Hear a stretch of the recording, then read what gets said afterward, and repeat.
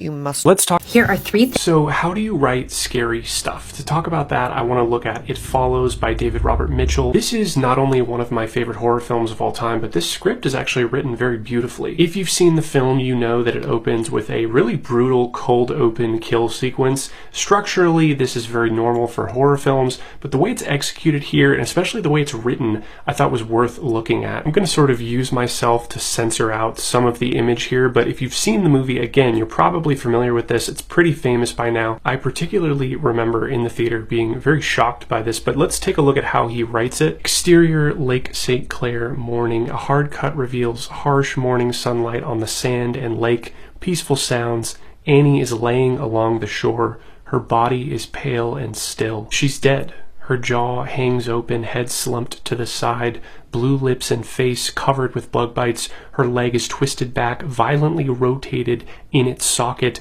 a piece of bone visible near the knee's twisted skin.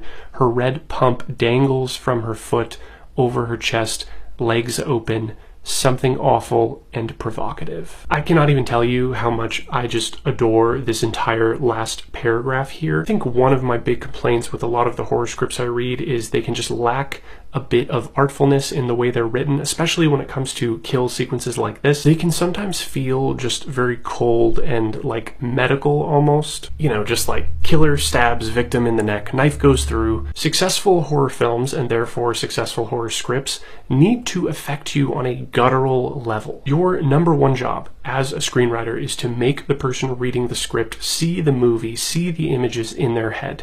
This right here is probably a lot more descriptive than most like screenwriting professors would advise you to do. But like if I'm the reader reading this and I haven't seen this movie, what I get from this description here is that, okay, this kill is going to look like almost like a macabre art piece. It is a horrific and graphic image, you know, there are bones visible, and I just especially love the something awful and provocative because when this movie first came out and people saw that opening sequence, that was very much the vibe. This is just one example of many from a really great film, a really great script. I would recommend reading it. David Robert Mitchell, fantastic writer. So